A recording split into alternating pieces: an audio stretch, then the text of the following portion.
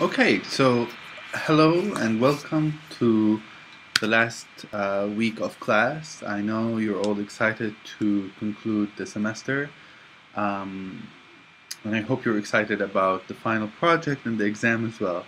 Although I'm sure that's to a lesser extent than your excitement about ending the semester. Well, today we're going to talk about primarily ANOVAs.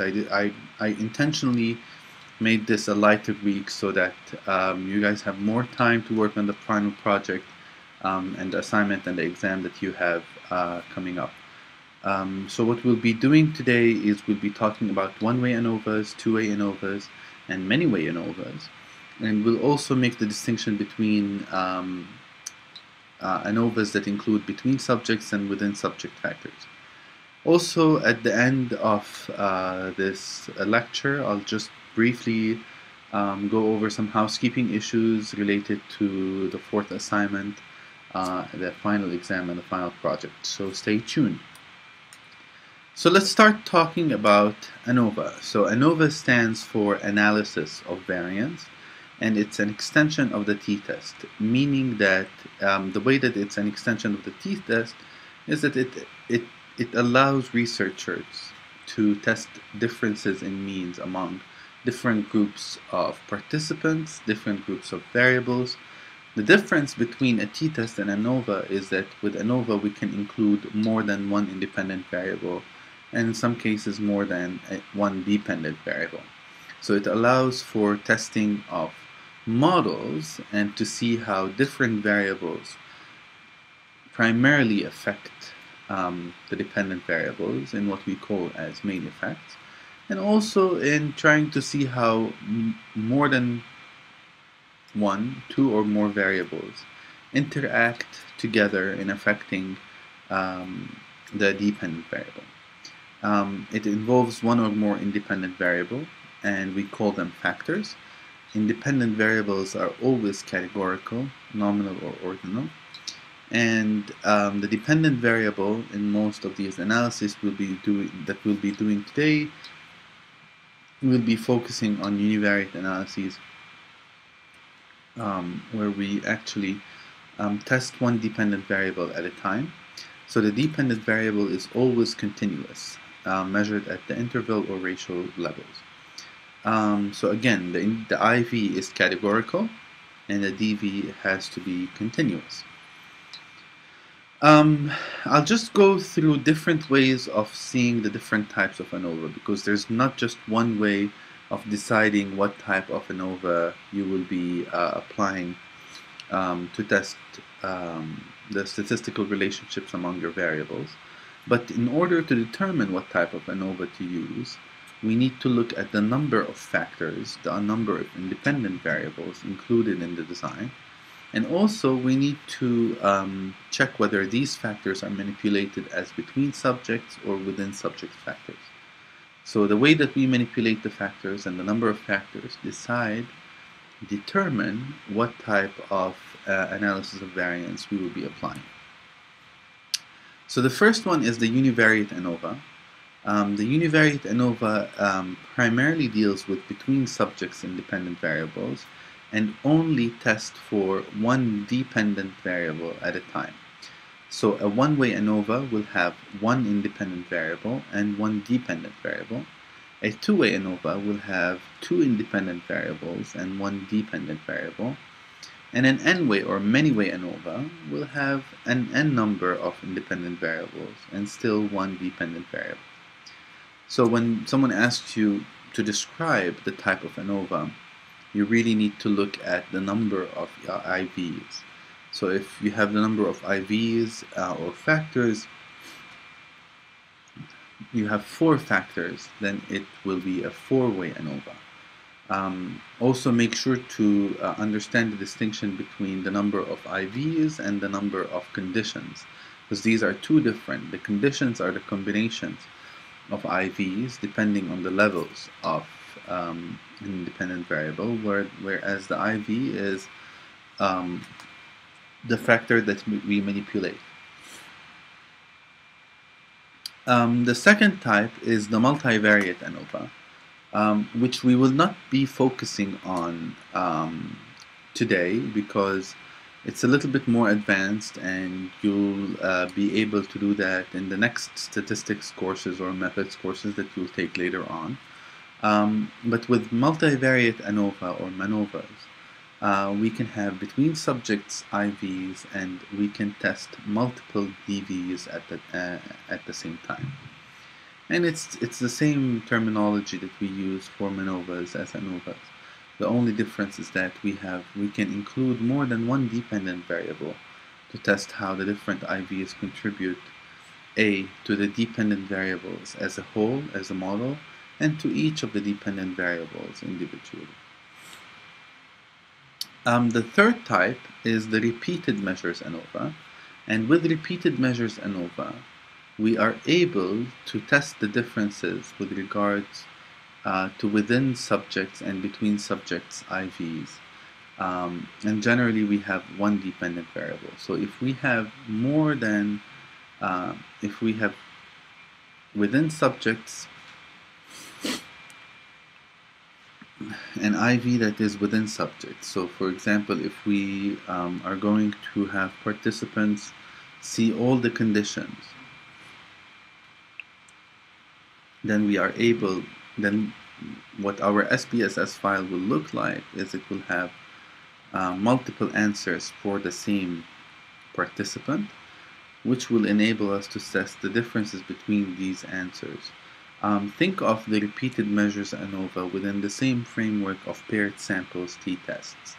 So the previous ones, the one-way, the two-way, the three-way ANOVAs, the univariate ANOVAs with between subjects, think of them within the framework of independent samples t-tests, whereas the repeated measures ANOVAs, think of them within the framework of paired samples t-tests.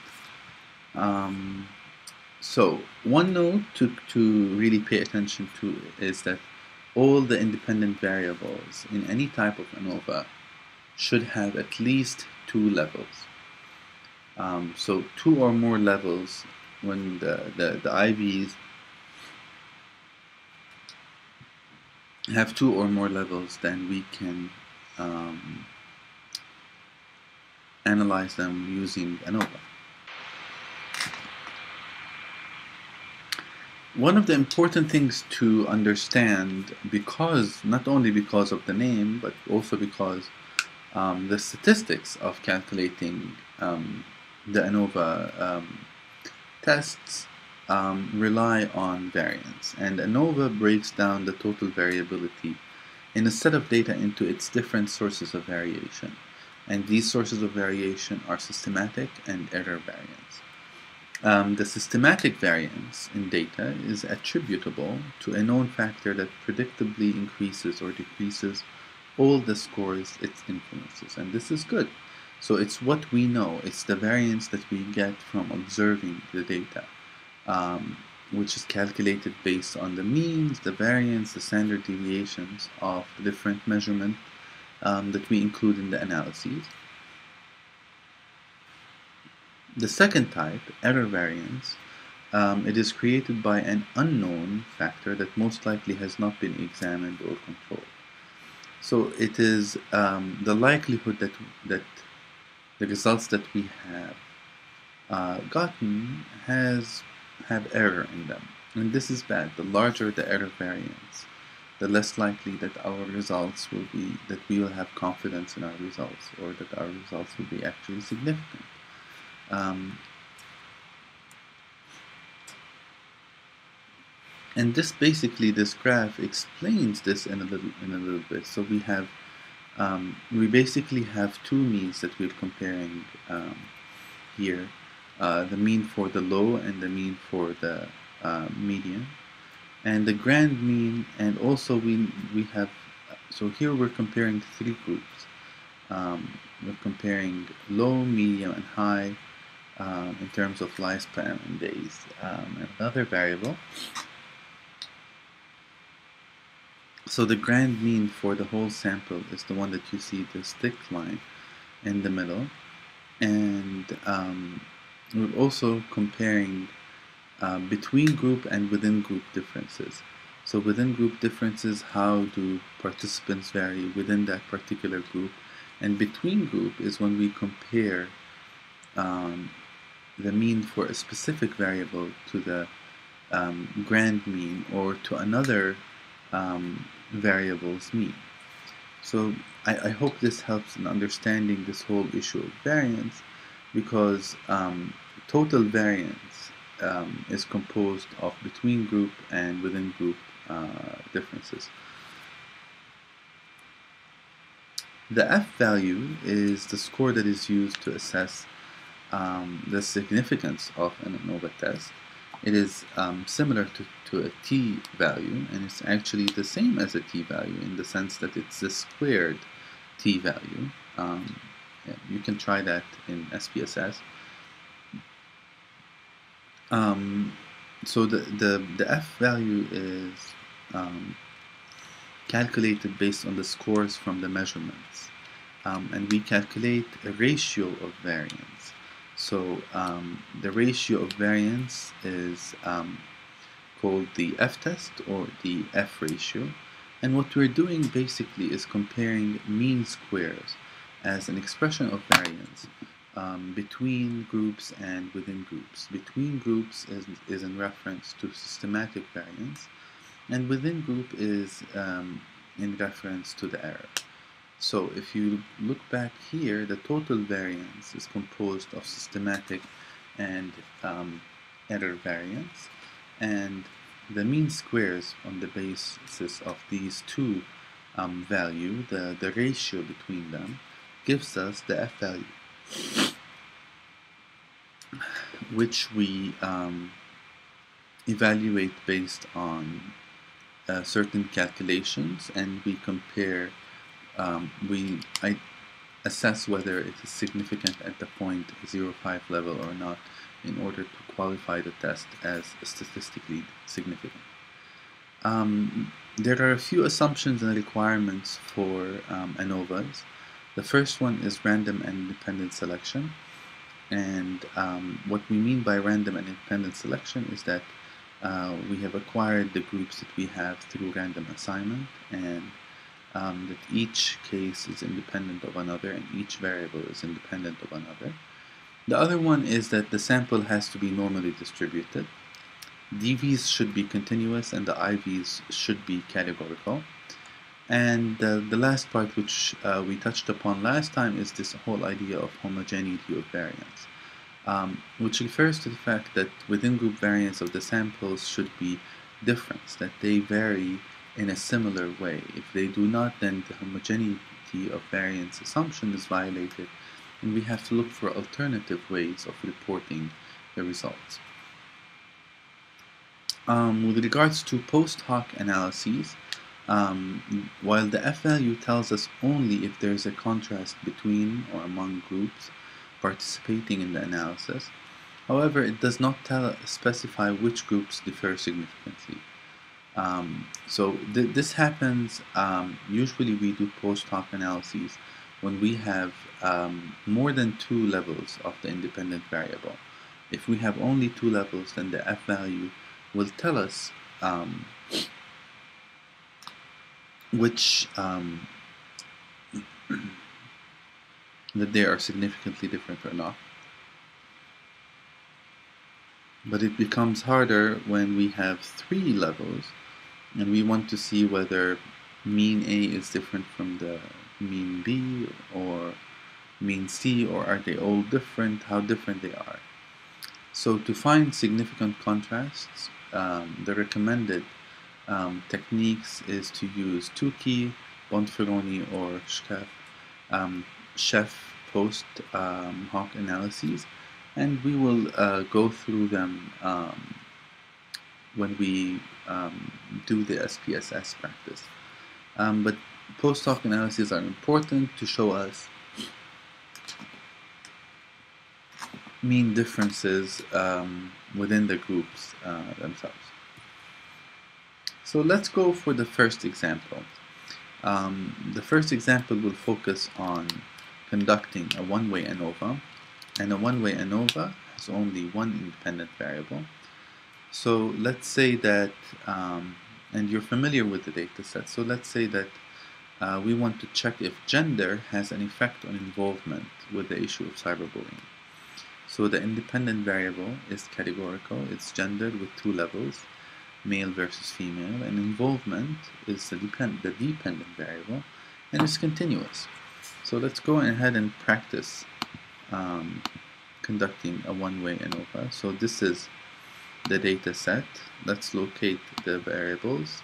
We have gender, and it's coded as male versus female, 1 and 2, and involvement is an aggregate score of these different 5 items. So we have the variables. We go to Analyze, General Linear Models, and Univariate Analysis. Let's do a reset here. So here we will be met with this box, and our independent variable, which is gender, will go in this box called the fixed factors, and involvement will go in the dependent variable box. Also, we can include random factors and covariates here, but we will not cover that in this class.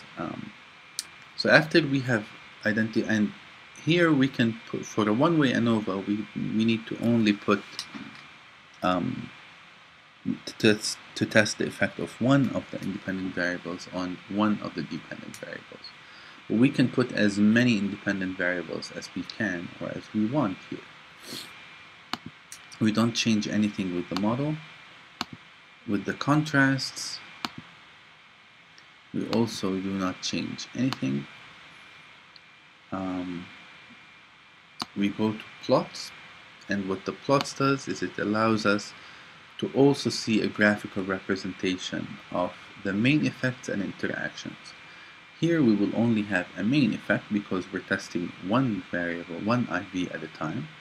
So all we need to do is drag gender right here to the horizontal axis and click on add and then click on continue.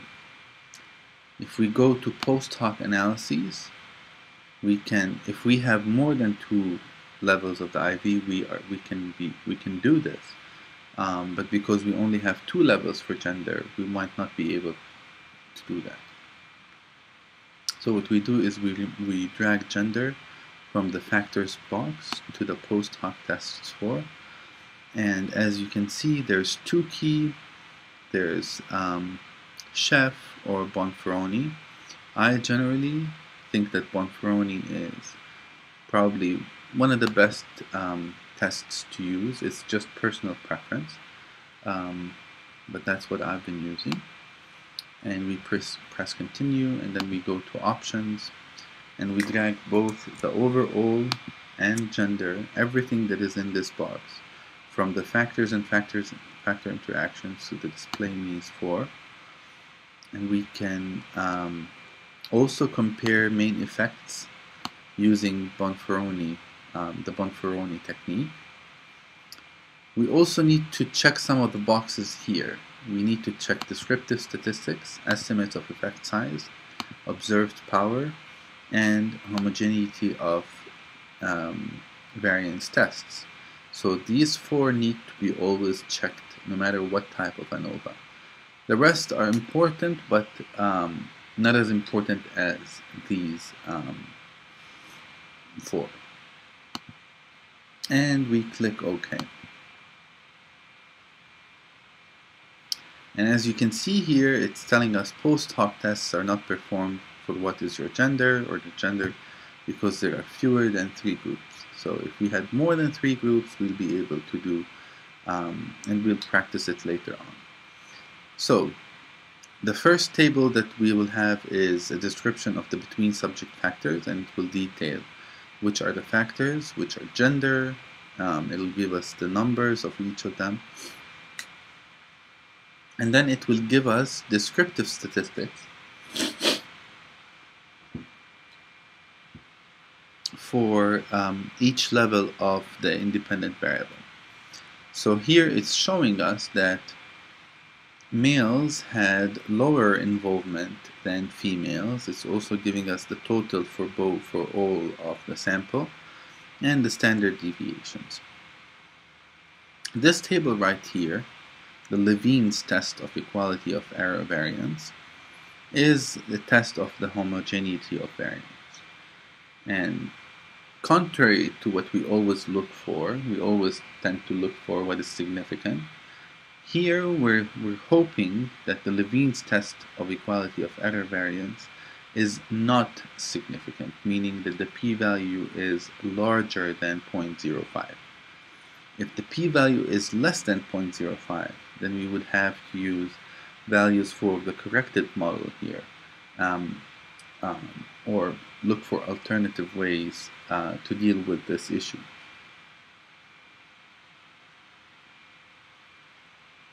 Now this is the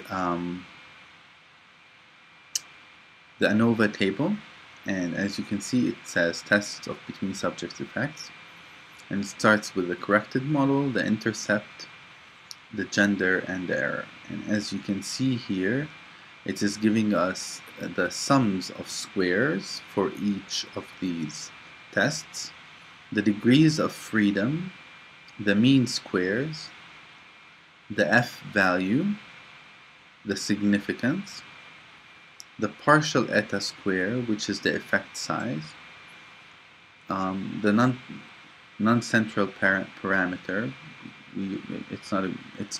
It's important, but there are more important things, and the observed power of the statistical test. So the first thing that we need to look for is the independent variables that we have included in the analysis. And here we're interested in gender. And in gender, the F value is obviously quite large.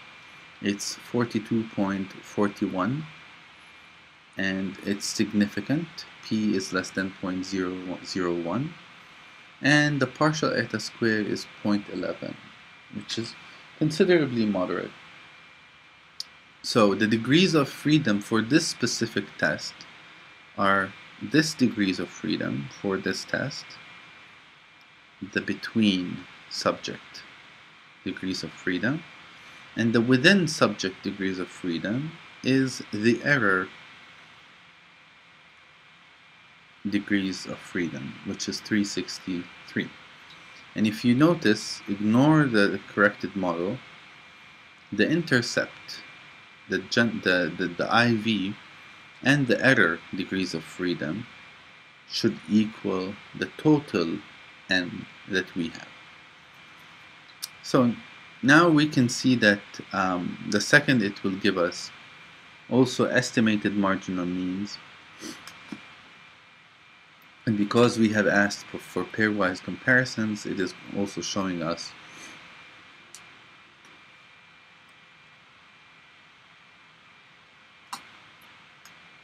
the mean differences between the different levels of the independent variables and giving us a univariate test. And it's also showing us a plot that confirms that males have lower involvement than females. So let's go back. I included some of these tables in the presentation, and let's just see here again to go over it. This tells us what the IV is. This tells us descriptives for the DV on each level of the IV, and this one is the test of homogeneity of variance. If the test is significant, then the assumption is violated and we have to look for other ways to deal with it. And this is the ANOVA table, which is relatively the most important table that we need to look at. And I'm just including markers here for you to check. Usually we report the F value with the degrees of freedom along with the P value and the partial eta square. We've just talked about it right now. And here's the interpretation. So what we say is that data for involvement with the issue of cyberbullying were submitted to a one-way univariate analysis of variance ANOVA. Results indicated that gender had a significant effect on involvement. And as you can see, we have the F value in between brackets, 2 degrees of freedom. the between subjects degrees of freedom, and the within subjects, the error degrees of freedom, which is 1 and 363, as you can see from the table. And also the value is 42.41, and the p-value is less than 0.001, and then the n, this thing, the Greek letter, which is eta, is the effect size. So partial eta squared is equal to 0.11. And we're saying that female participants expressed significantly higher involvement with the issue of cyberbullying compared to males, and we report both the means and standard deviations for each of these groups. We only report means if the difference is significant. If the difference is not significant, then there's no point in reporting the means. And here's another way of displaying the means. We put them in a bar graph or a column graph. So we've covered one-way ANOVA, and it is mostly used for simple experimental designs with one independent variables. Two-way and many-way ANOVAs are used when factorial experiments are conducted, when we have more than one independent variables, and they're used with between subjects data. So when we want to compare mean responses in two-factor experiments, or means for populations that are classified in two ways, then we conduct a two-way ANOVA. For the two-way ANOVA model, there are two factors, meaning we have two independent variables, each with its own number of levels. So a two-way ANOVA can be a 3 by 4, thus resulting in 12 cells, 12 conditions, but it's still called a two-factor or a two-factor experiment and a two-way ANOVA. The 2 by 2 factorial design is the simplest of a version of a factorial design, and consists of two factors, and each has two levels. So there are 4 factorial combinations, each of which comprises a unique condition in an experiment. And why, I've been in meeting with some of you, I've been advising you to stick to a 2 by 2 factorial design because it's the simplest. It is very parsimonious, and also in thinking about resources, it is efficient to have a 2 by 2 design, because instead of having 2 experiments each with one variable, we are combining 2 variables together to see, so we're basically combining 2 experiments together. The other important thing is that we can investigate main effects as well as interactions. So if we have 2 independent variables, we can test how each independent variable affects the dependent variable, and also check if the 2 independent variables interact with one another in influencing the dependent variable. I think this is best explained in an example. So this is an example of a two-way ANOVA, and this sort of study has been conducting to explore the ways in which hair color and gender are related to funness. So we have 2 independent variables and 1 dependent variable. The 2 independent variables are hair color and gender, and the dependent variable is funness. So this is a 2 by 2 design, meaning that we have 2 levels for each of the 2 factors. So in terms of gender, we have females and males, and in terms of hair color, we have blondes and non-blondes. And here we have 4 conditions: female and blonde, female and non-blonde, male blonde and male non-blonde. And we want to test the differences between these different conditions. So in other words, we want to test the interaction between gender and hair color, but we also want to test main effects. So let's start with, these are hypothetical numbers, so don't take them to heart. This is not a study that has been conducted. I'm just playing with the numbers here. So this graph shows that there's a main effect of gender. If you can see, the difference between blondes and non-blondes is not too much. It's too little. It might not be significant. However, looking at both blonde and non-blonde females compared to blonde and non-blonde males, we can see that females report having more fun than males. So this is how a significant main effect of one of the IVs and not the other would look like.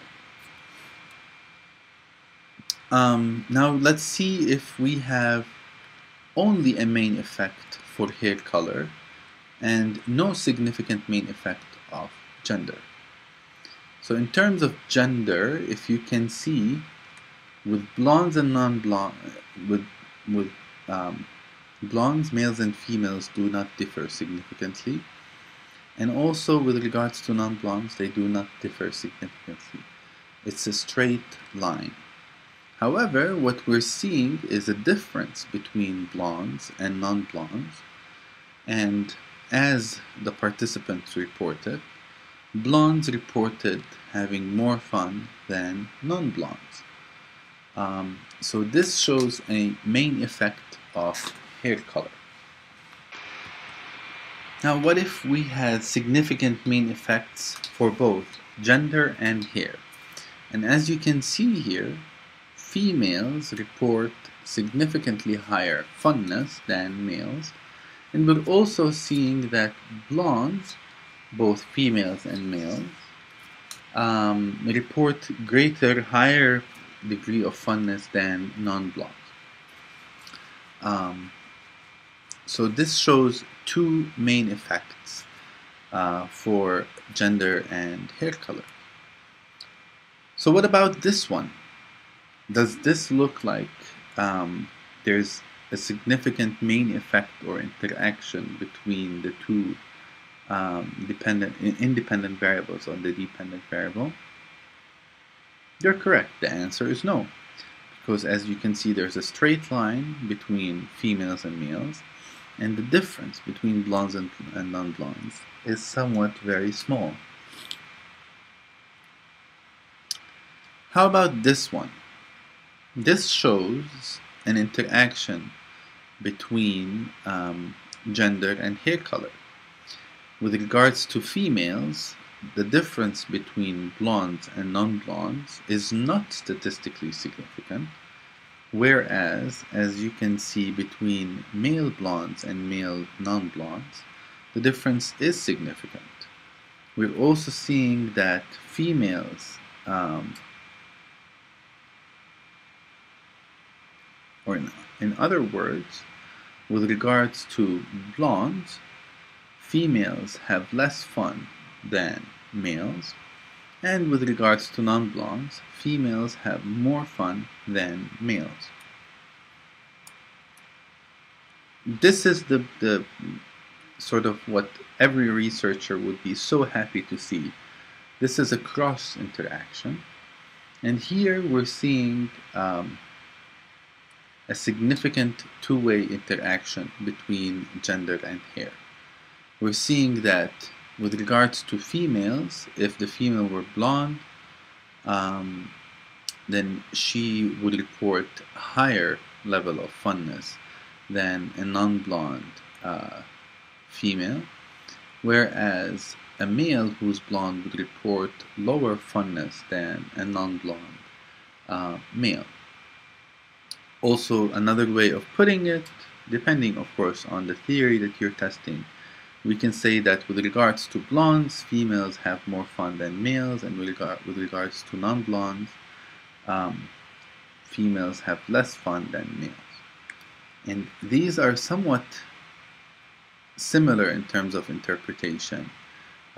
So you have to find a way to comprehensively and convincingly interpret the results. So for this one, what's important to show is that females, with regards to females, whether she's blonde or not, it doesn't matter. However, with males, it does matter. But here we're showing that it matters for both. Blonde females have more fun than non-blondes, and non-blonde males have more fun than non-blonde males. So I hope this gives you an idea of how to look at these graphs, because it's very important to look at graphs and assess how the relationship is going, and not just only look at the descriptives and at the f-test. So let's do a hands-on example on SPSS. So let's say that we have an experiment. It's a 2x2 experiment with two IVs, each having 2 levels each. We have affective evaluation as the first IV, and it has 2 levels, low likes and high likes. And the second one is viral reach, and it also has 2 levels with low shares versus high shares. It's a factorial between subjects design, and we'd like to investigate the main effects and interactions between these factors on participants' evaluation of the Facebook status. So the DV is attitude toward the status update. And here, if we go to the SPSS practice file, we have AE, which is the affective evaluation, as oops.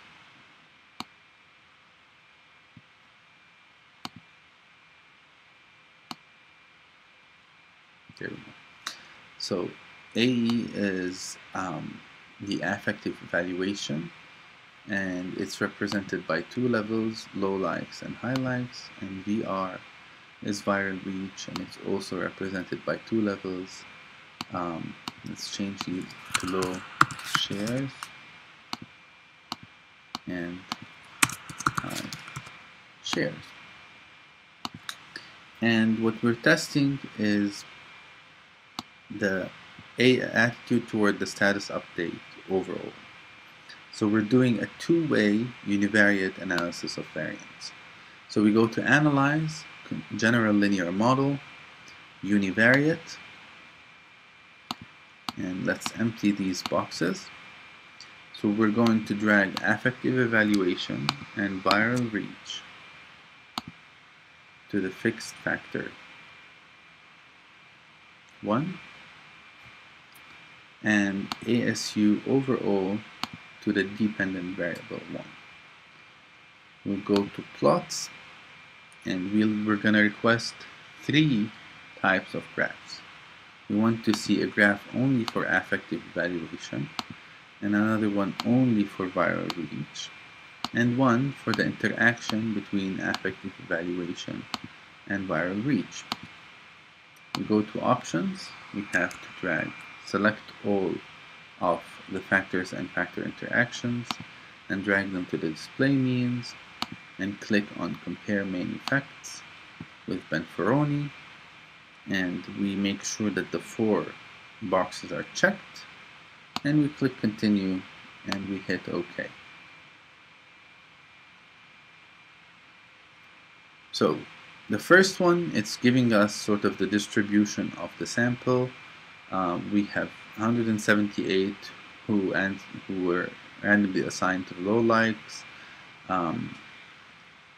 and 187 to the high likes, 182 to the low shares, and 183 to the high shares. Of course, these factors were combined.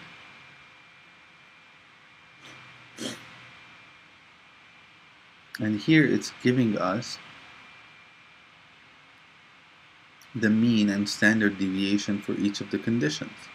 So the conditions, we have 4 conditions. We have low likes and low shares, low likes and high shares, high likes and low shares, and high likes and high shares.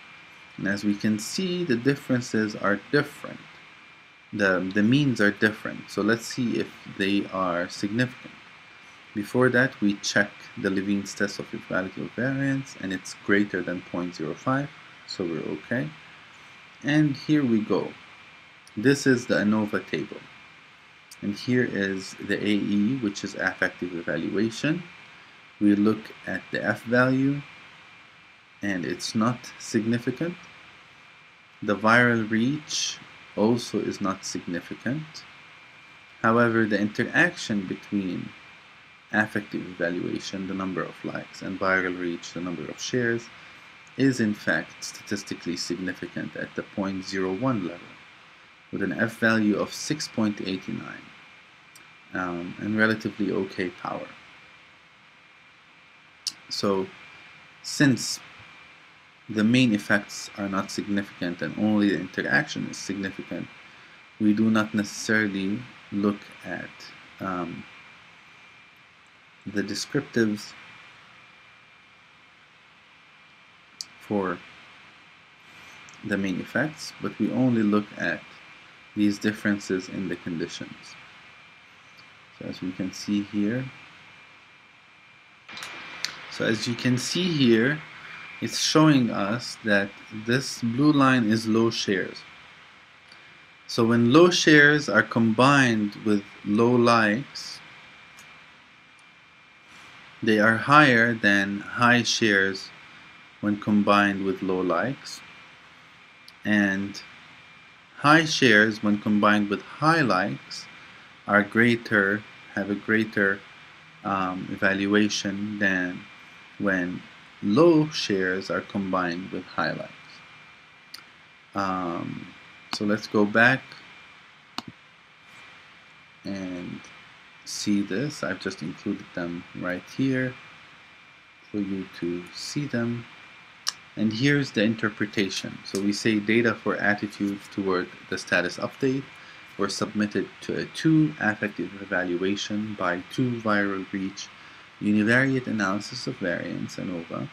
Results indicated that the main effects of affective evaluation and viral reach, and as you can see, we're putting the F values here, and only if they're not significant, we only put non-significant, the notation NS.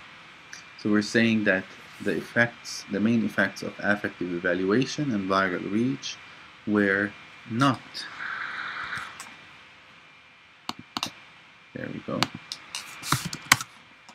were not significant. However, the effects of the interaction between affective evaluation and viral reach on ASU was significant. We're putting the F statistic along with, if you go here and look, the degrees of freedom are 1, and the error degrees of the test are 1, and the error degrees of freedom are 361. And the degrees of the between subjects degrees of freedom are calculated as 1 because we have 2 variables. So 2 minus 1 equals 1 for the interaction, and the error is 361. And we also include an interpretation of the result. Okay, so we have the significant. We need to know, well, how was it significant? So we're saying participants evaluated status updates with low likes and low shares most favorably. We put the mean and standard deviation, followed by high likes and high shares, high likes and low shares, and low likes and high shares. So this is a good way to interpret the results, and in the assignment it would be great if you can follow this template that I've put for you. And here is the graph that you have seen in the SPSS output. Similar, we can do it in Excel. The final type, the last type that we'll talk about today, the type of ANOVA that we'll talk about today, is repeated measures. And repeated measures are applied when we want to compare mean responses in multiple factor experiments where there is at least one within subject factor. You can have more than one within subject factor. So in our experiments, all participants, it's best explained in an example. So that's what I'll be doing. So the same experiment, all participants were exposed to positive, coactive, and negative messages. So it's the same design. We have affective evaluation with two levels as between, and another between subjects, which is viral reach with two levels. And the new one is the within subjects, which is the emotional tone, with three levels, positive, coactive, and negative, and the same DV, which is attitude toward the status update. Before that, let's go ahead and go to the SPSS. Let's close this. Let's go to Analyze, General Linear Models, Repeated Measures, and here we have tone. Let's do a reset. So the first thing that we need to do is to identify the within subject factors that we are including. We're including one within subject factor, which is the emotional tone. Let's just call it tone. And it has three different levels: positive, coactive, and negative. So let's go ahead and hit add. And then we click on define. And here we have two boxes. The first one is for within subjects variables.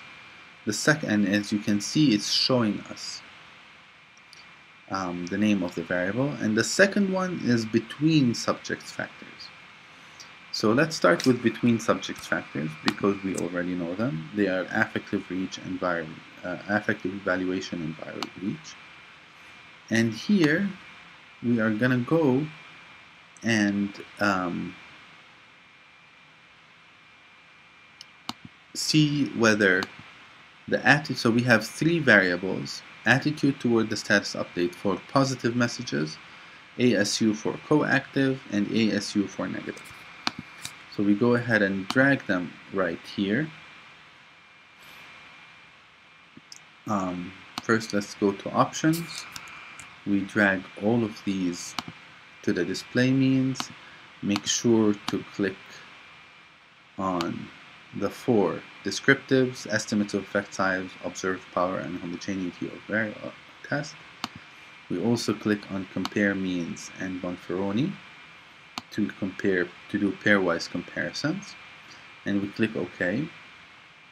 And then we go to post hoc tests, and here we have only two levels, so it won't really we won't be able to do it. But in case you have three different levels of the between subject variables, then you can do these comparisons. So let's first start with the plots.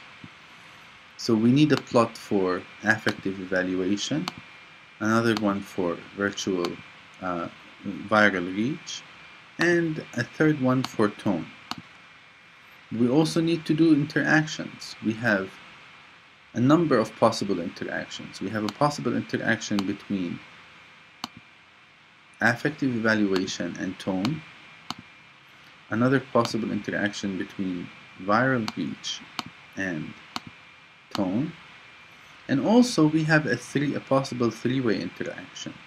And for three-way interactions, we do the main independent variables. You can do them in any different ways. Right here, and we put tone as a separate plot. So what it will do, it will give us a plot for positive, a plot for coactive, and a plot for negative, with the interaction between AE and VR. And we click add and continue, and we're ready to go. And as I had predicted, post hoc tests were not performed because the IVs have only 2 levels. So the first one is showing us the within subjects factors, which is the tone 1, 2, 3, and it's detailing which variables are included. It's also giving us the between subject factors. And the descriptives now, it's giving us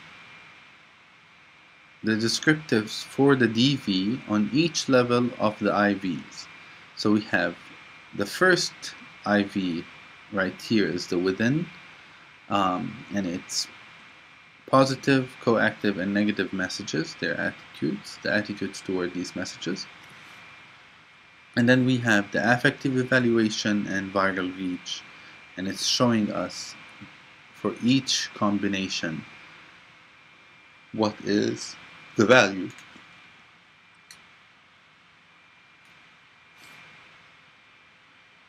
With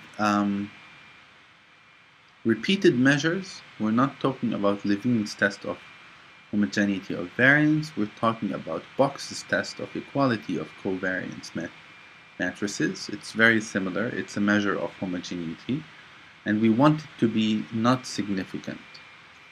Unfortunately, this is significant, so we have to look for other ways of understanding, interpreting and reporting the data.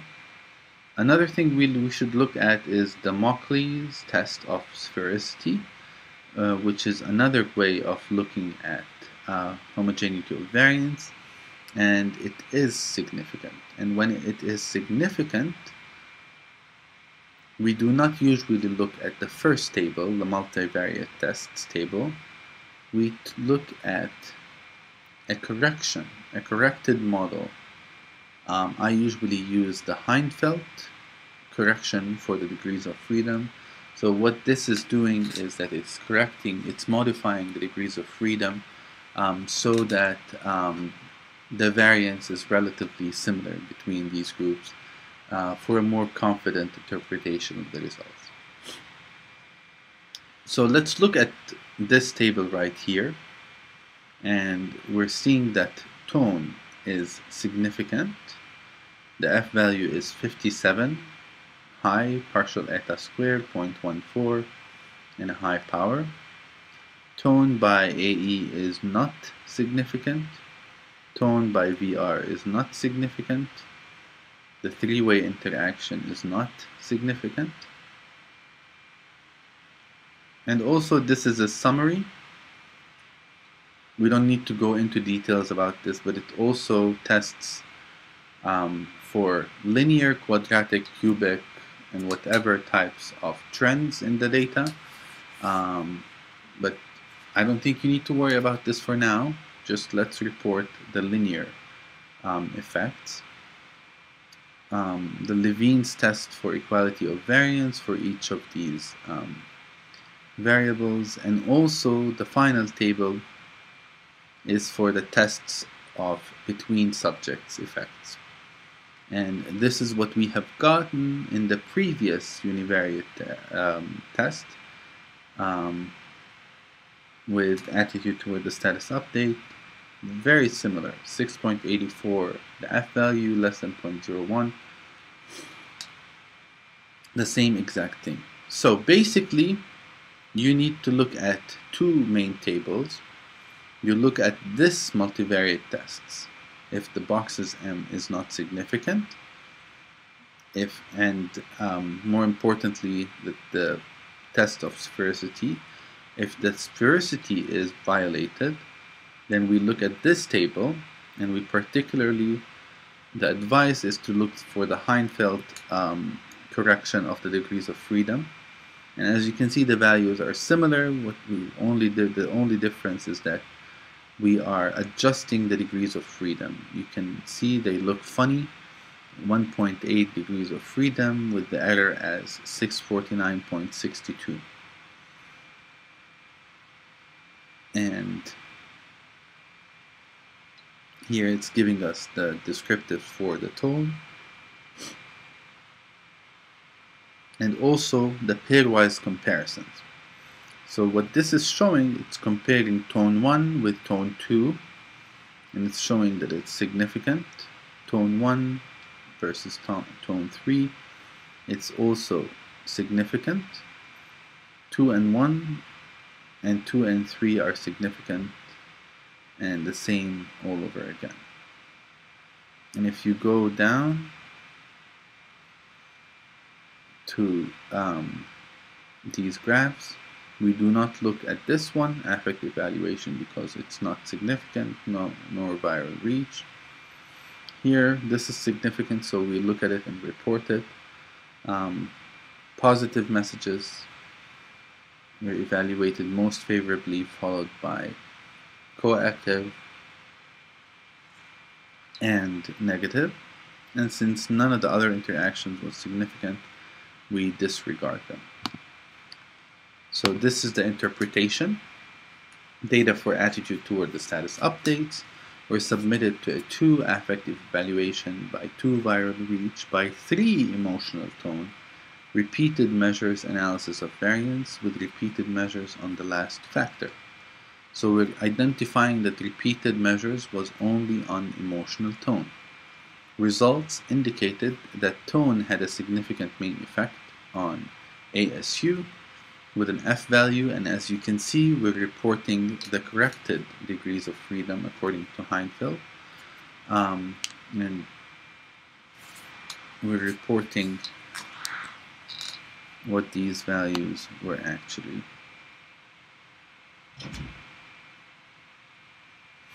As you can see, 57.07,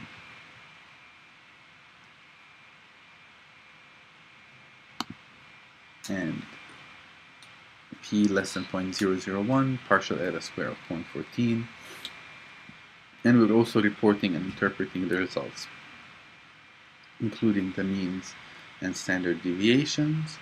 And here is a graphical representation of the means. So with this, we conclude this lecture, what was covered in this week's reading and the semester as well. This is the end of the materials that we'll be covering for this semester. Before you take off, I just have a couple of housekeeping issues that I wanted to. So I extended. First of all, assignment 4 has been posted, and I believe you received an email about it. Because of the time limitation, I decided you could use some more time to work on it. It's an easy assignment. It's not too hard, and it's there are less questions and less things to do than the previous assignment. So the new deadline is Wednesday midnight, so 11:59 p.m. on Wednesday, June 27th. The final exam due date is the same. It's actually, I think the syllabus says that it's by 5 p.m., but I decided to extend it until midnight on that day. So on Thursday, June 28th, is the final exam due date by midnight on that day. And I also decided to extend the deadline for the final project. The original due date was Thursday, June 28th. I decided to extend to give you a couple more days, so it's now due on Saturday, June 30th at midnight. So I figured, you know, there's a lot going on this week, and I hope you can manage. So that's why I decided to give you a little bit more time on some of these assignments. With regards to the final exam, I'll be posting it on Wednesday, sometime on Wednesday, because it's due on Thursday, so you'll have at least 24 hours to complete it. I'll try to post it earlier. It'll be similar in format to the midterm exam, which is multiple choice questions, short essay questions, and SPSS questions. You'll have a little bit more of that since you now have more experience. So give yourself enough time to complete the exam. The exam is not cumulative. It only includes questions that cover materials that are covered after the midterm exam. So anything after the midterm, if you look at your syllabus, you'll figure out what are the materials that are covered in the final exam. With regards to the final project, one of the things that I would like to urge you is to read the guidelines and follow the instructions that I've put together in these guidelines. It'll make my grading easier and it'll make hopefully your life easier. Another thing I would like to stress, because I know that people tend to get tired toward the end of the semester and they just want to finish, so errors increase. I want you to ensure that the work that you're presenting to me is original, meaning that everything in the project is your own in terms of interpretation, synthesis, and that you did not plagiarize any quote or sentence. You can use other people's ideas, but only if you attribute them well and quote them correctly. Actually, the Department of Advertising, Public Relations and Retailing Handbook states that plagiarism could be as little as copying 3 words without proper attribution or quotation marks. So be very careful of this. I will check every single project for plagiarism. And unfortunately, if I find any traces of plagiarism, then you risk failing on that assignment, and maybe the whole course. So be very careful about this. I really do not want to deal with cases of plagiarism, but if they are existent, then I'll have to give penalty grades and report these penalty grades to the graduate school. And this is not pleasant, so please be very, very careful and cautious. Also make sure to stick to the page limit. The page limit is about 15 pages, 15 and a half pages, excluding the title page, the abstract, and the references and the appendix. I will stop reading after page 16, so make sure to stay within that page limit. Another thing, you need to ensure that you're following the APA style. If I see that there's no application or incorrect application of APA style, then I will have to duck out some points for that. Read the guidelines. I'm stressing it again. And if you have any questions, ask me early on in the week. Don't wait for the last minute. If you send me an email on Saturday morning or Saturday afternoon, 2 hours before the deadline, I might not be able to respond.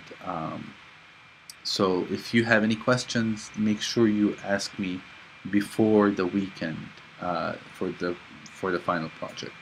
And some of you have been really good in asking me questions early on, and I really like that. So just a couple of final words. It's I've taught online classes before, but not a methods course, and this has been enjoyable. I think the techniques that I try to use, although they might seem confusing and overwhelming at times, but the mixture of these video lectures and the interaction on board, I think to me was successful, and I hope it was successful on your end as well. I just wanted to tell you that you're all a smart bunch. I've been comparing notes with other classes, and by far you guys are scoring way higher than any of the means in my previous classes. I hope you've learned something or a few things in this class, and also I want to stress out that if you have any questions after the semester ends, please email me. I'll be more than happy to answer any question about methods or about any other thing. If you would like to undertake and carry out the studies that you have designed, and you would like to get my input and my help with that, I'll also be more than happy to help you in this regard.